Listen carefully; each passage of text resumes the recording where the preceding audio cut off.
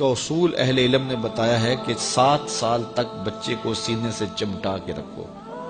7 سال سے لے کر 14 سال تک بچے کو غلام بنا کے رکھو. 14 سال سے لے کر 21 سال تک بچے کو دوست بنا کے رکھو. اس کے بعد 21 سال کے بعد ان کی تربیت مکمل ہو جائے گی. یہ 3 مراحل ہیں. پہلے 7 سال گود میں اٹھا کے رکھو، اور آج بھی بعض جگہ پہ، یہاں جاپان کے اندر اب انہوں نے اجازت دیا کہ 7 کے 8 سال کے بعد بچہ اسکول جائے گا. پہلے 10 سال تک غالباً ان کا تھا، 10 سال تک وہ اسکول نہیں جانے دیتے تھے بچے کو، کہ ماں ہی تربیت کرے. سب سے بہتر تربیت کی درس گاہ، آماج گاہ یہی ہے ماں کی آغوش. تو یہ جو 3 ساڑھے 3 سال کے بچوں کو ہم ماں اپنے سے دور کرنے کی کوشش کرتی ہے، نہیں، 7 سال بچے کو سینے سے چمٹا کے رکھے اور زیادہ وقت ماں دے، اور عمل سے سیکھتا ہے. اس لیے جب کوئی ماں باپ بن جائے تو اپنی عادتیں پرانی چھوڑ دیں اور اچھی عادتیں اختیار کرے، تاکہ وہ عادتیں اولاد کے اندر منتقل ہوں.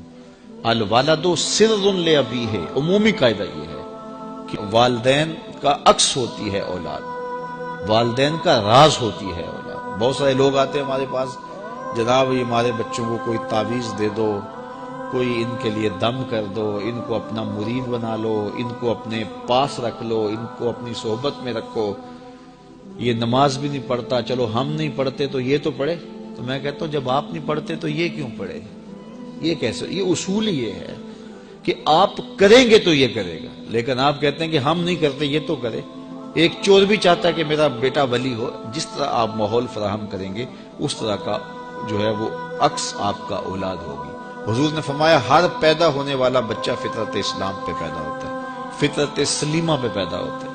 اب اس کے ماں باپ اس کو عیسائی بناتے ہیں، اس کے ماں باپ اس کو یہودی بناتے ہیں، اس کے ماں باپ اس کو مجوسی بناتے ہیں. تو یہ عمومی طور پہ ماحول اس کو فراہم کرتا ہے، لیکن فطرتاً اگر اس کو کوئی سبق ماں باپ کی طرف سے نہ ہو تو وہ فطرتاً اسلام پہ ہو. کیونکہ فطرت سلیمہ یہ ہر شے کی اصل ہے.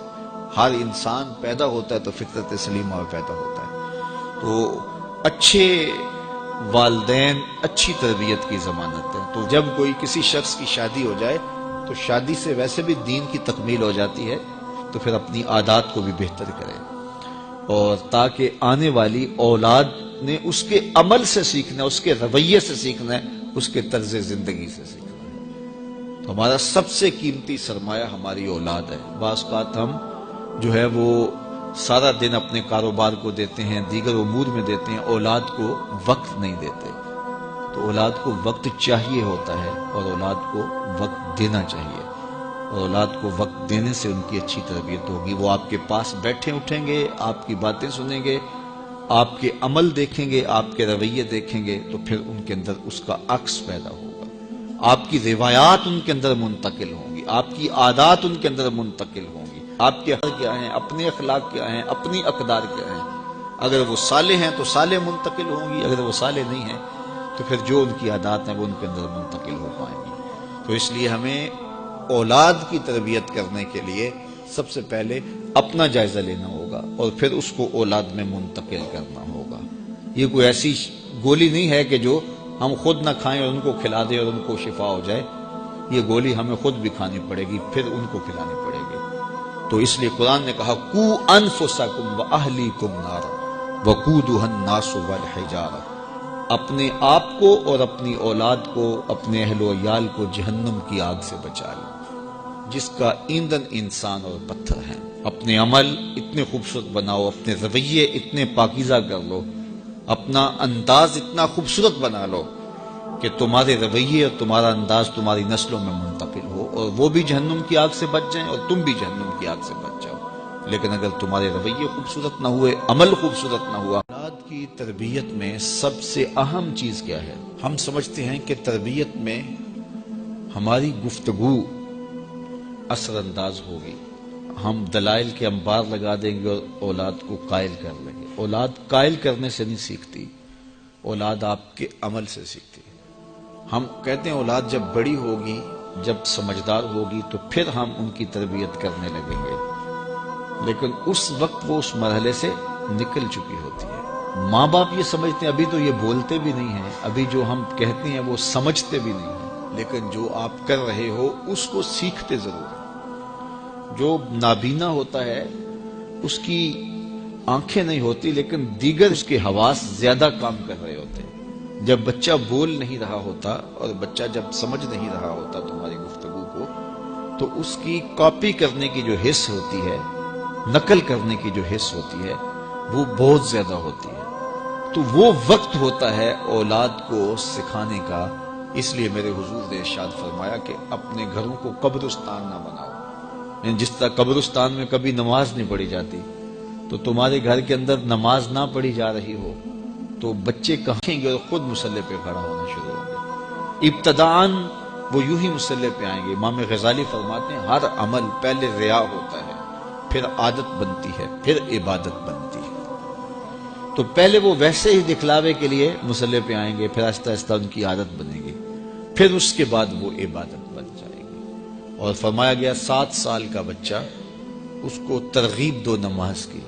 10 سال کی عمر ہوگی اور ابھی تک نہیں پڑھتا، تو پھر اس کو مار کر کے ہلکی ضرب سے اس کو زود و کوب بھی کیا جا سکتا ہے اور اس کو نماز کا خوگر بنایا جائے، تاکہ بلوغت سے قبل وہ نماز کا عادی بن جائے۔ اور آپ کو یہ بتاؤں کہ جو عمل بچے بچپن میں کرتے ہیں بلوغت سے پہلے، مثال کے طور پہ نماز پڑھتے ہیں، ابھی ان پہ نماز فرض نہیں ہوئی، واجب نہیں ہوئی۔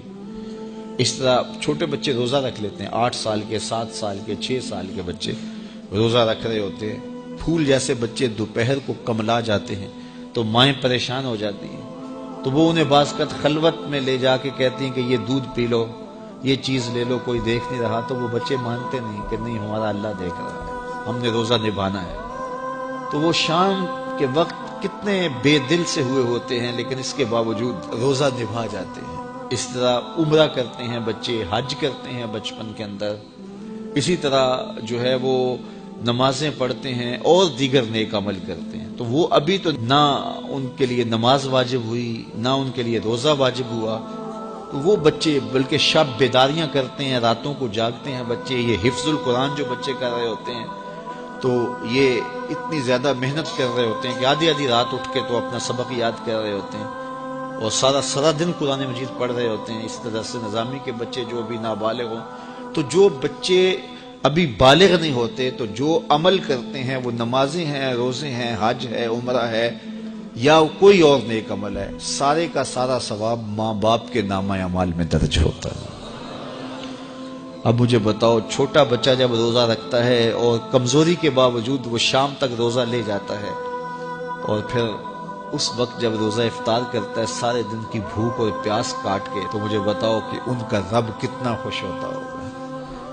اور چونکہ نہ تو اس کے اندر کوئی تصنع ہے اور نہ کوئی اور بات، ان کا عمل ہی عمل ہے، اس میں خلوص ہی خلوص ہے، تو پھر وہ ماں باپ کے نامہ اعمال کے اندر وہ نیکیاں درج ہوتی ہیں۔ تو اولاد کو بچپن کے اندر آپ جو تربیت دیتے ہیں، تو وہ جو عمل کرتے ہیں، ایک تو ماں باپ کے کھاتے میں اس کا عمل، اور دوسرا بالغ ہونے سے قبل ان کی عادت پختہ ہو گئی، تو والدین کی ذمہ داری ہے کہ ان کو جو ہے وہ صالح تربیت